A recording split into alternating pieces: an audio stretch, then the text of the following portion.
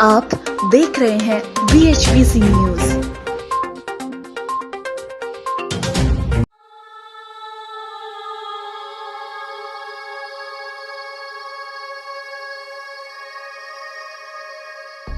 हाल ही में संयुक्त राष्ट्र ने चेतावनी दी है कि यमन, बुर्किना फासो, नाइजीरिया समेत दक्षिण सूडान वे 4 देश हैं जिनके कुछ इलाकों में अकाल पड़ सकता है।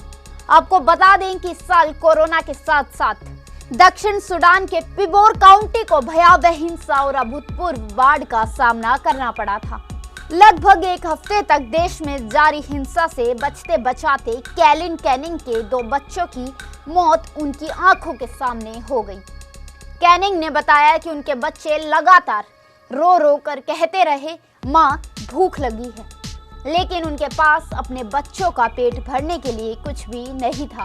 कई दिनों तक अन्न का एक दाना तक न देखने वाली कैनिंग के शरीर में इतनी भी ताकत नहीं थी कि वो अपने 5 और 7 साल के बच्चों को शव को दफना पाती और आखिरकार वो इन दोनों को घास में लपेटकर जंगल में छोड़ आई। इतना ही नहीं, लगभग 30% बच्चे गंभीर रूप से कुपोषण के शिकार हैं।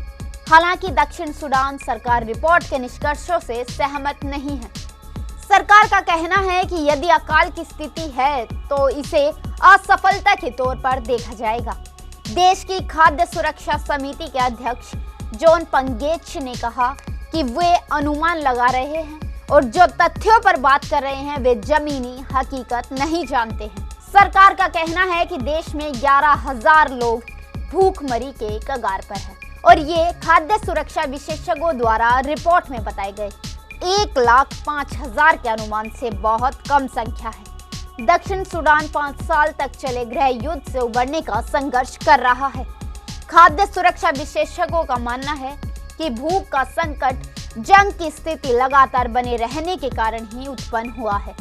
वर्ल्ड पीस फाउंडेशन के कार्यकारी निदेशक एलेक्स डीवाल ने कहा कि जो कुछ भी हो रहा है, दक्षिण सूडान सरकार न केवल उसकी गंभीरता को अनदेखा कर रही है बल्कि इस तथ्य को भी नकार कर रही है कि इस संकट के लिए उसकी अपनी नीतियां और सैन्य रणनीति जिम्मेदार हैं।